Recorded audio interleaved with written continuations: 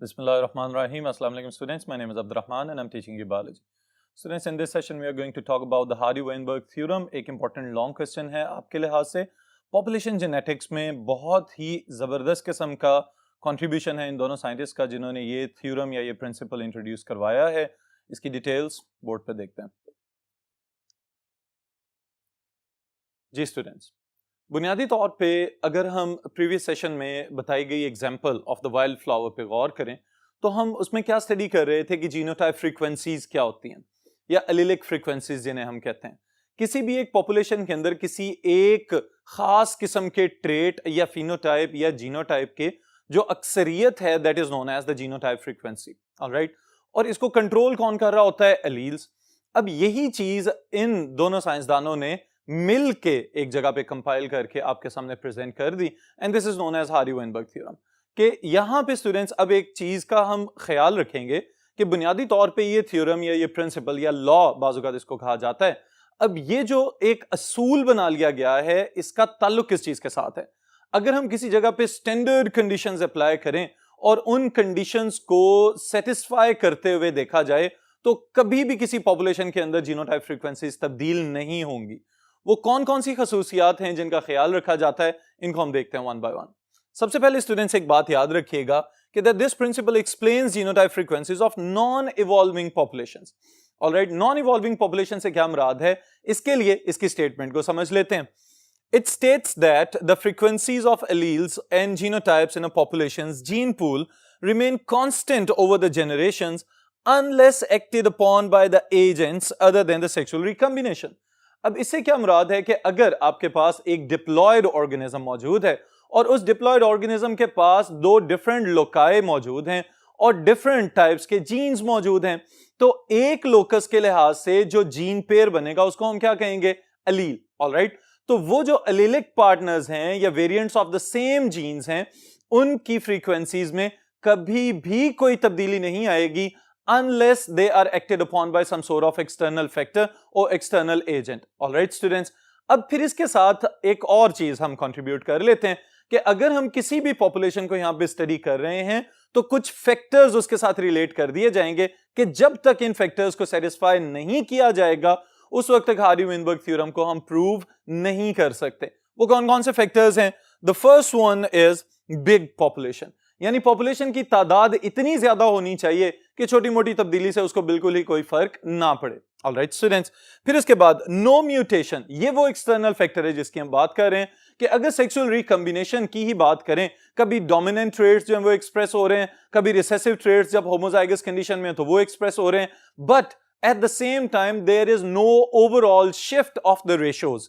यानी डोमिनेंट हमेशा ही ज्यादा प्रोपोर्शन में मौजूद हों, रिसेसिव हमेशा ही कम प्रोपोर्शन में मौजूद हों और दरमियान में कुछ हेटेरोजाइगोट्स वगैरह भी मौजूद हों, तो इस कंडीशन को हम क्या कहेंगे कि the sexual recombination is not making any difference on the overall combination और the probabilities of the gene pool. Alright students, फिर और फैक्टर्स क्या क्या इन्वॉल्व हो सकते हैं? All organisms survive. इसको हम यूं भी समझ सकते हैं कि the death rate should be equal to the birth rate, यानी कि जितनी अमवात हो उतनी ही पैदाइश हो. पॉपुलेशन की जो कुल तादाद है या जीन पूल के अंदर जीन्स की जो कुल तादाद है it should remain nearly constant. Alright students, फिर उसके साथ हम क्या कहेंगे? Organisms show random mating.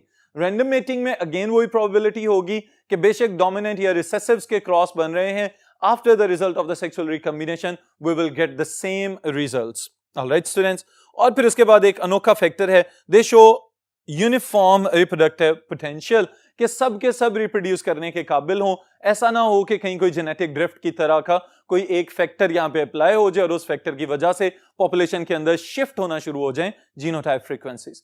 Alright students, अब इसी चीज को एक्सप्लेन करने के लिए या ये जो कंसेप्ट या स्टेटमेंट जो बनाई गई है, इस स्टेटमेंट को एक्सप्लेन करने के लिए हार्डी-वेइनबर्ग इक्वेशन का जिक्र किया जाता है, जो बुनियादी तौर पे क्या है? It is simply a binomial equation. Alright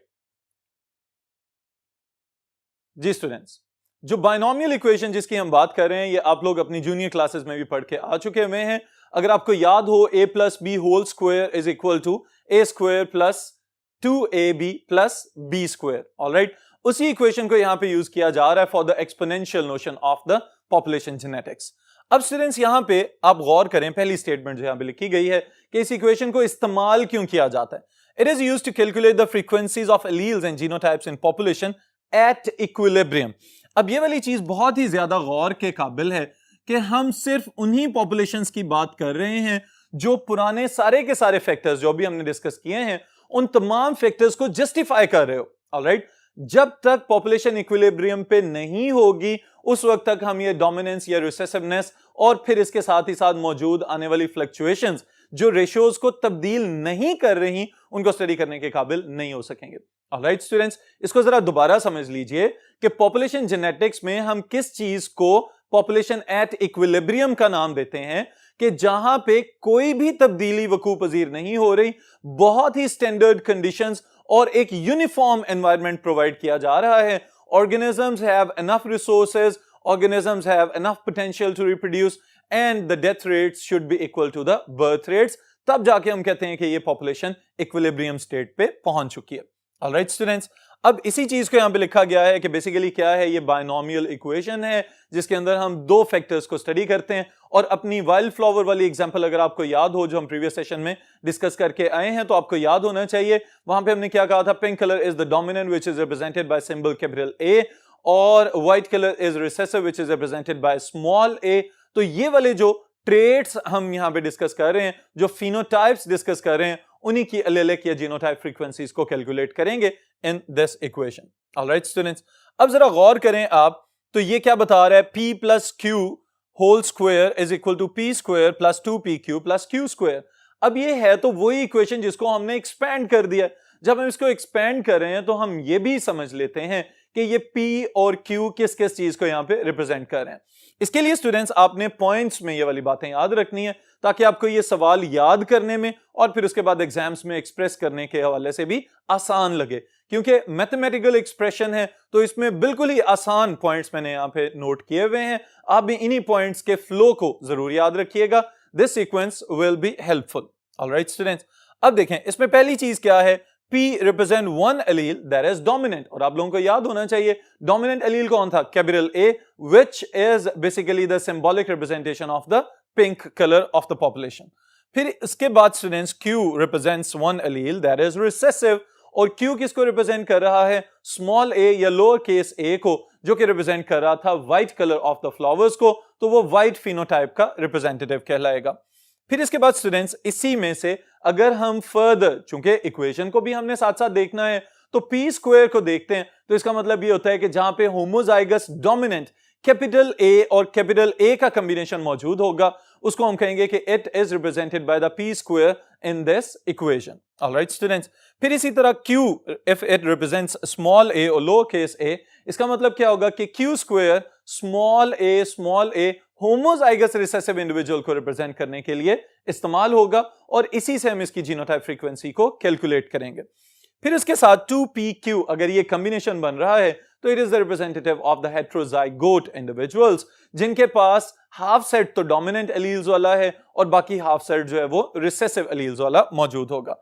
फिर उसके बाद स्टूडेंट्स जो हमारी गिवन पॉपुलेशन थी ऑफ द 500 प्लांट्स, अगर आपको याद हो तो उसके अंदर हमने क्या डिस्कस किया था, the genotype frequencies of different alleles or the genes should be p is equal to 0.8। बुनियादी तौर पे ये किसको रिप्रेजेंट कर रहा है, जो आपका dominant genotype frequency capital A।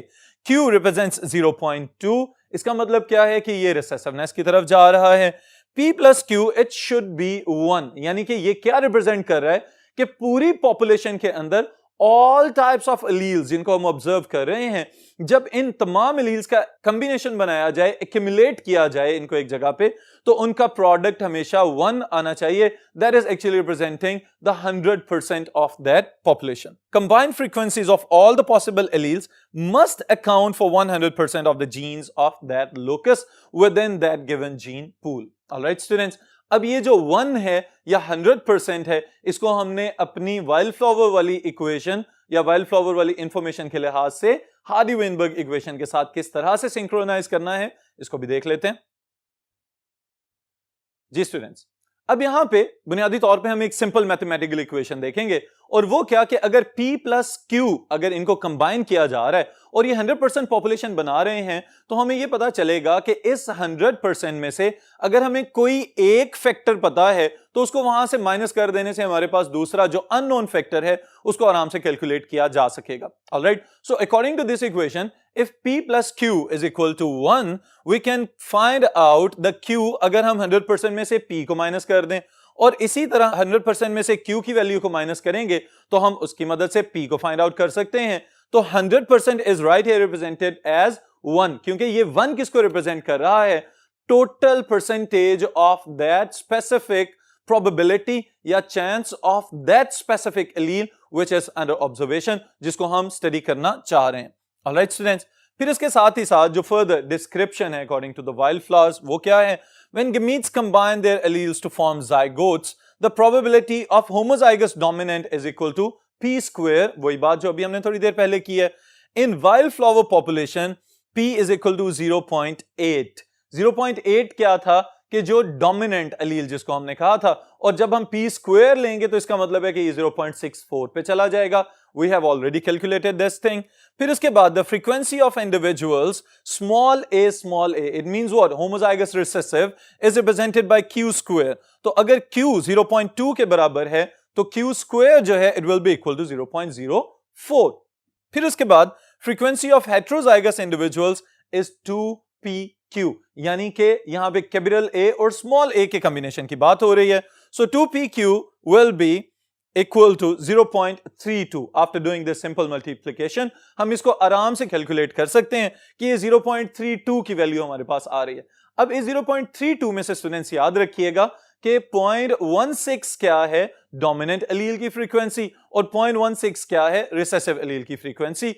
फिर उसके बाद अगर हम इन सब को जमा करना शुरू करते हैं अकॉर्डिंग टू दिस इक्वेशन तो हमें पता चलता है कि p square plus 2pq plus q square it should be 1, all right? और इन्हीं गिवन वैल्यूज के अकॉर्डिंग जब हम इन सबको जमा करेंगे तो हमें पता चलेगा 0.64 plus 0.32 plus 0.04 it will give us the 100% of that population that is equal to 1.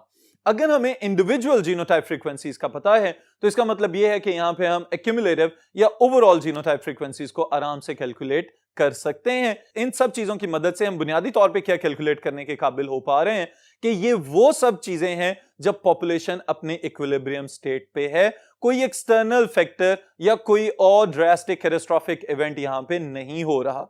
तो यहां पे स्टूडेंट्स आपको ये भी पता होना चाहिए कि कौन कौन से फैक्टर्स हैं जो मुतासिर कर सकते हैं किसी भी पॉपुलेशन के अंदर जीन फ्रीक्वेंसी को।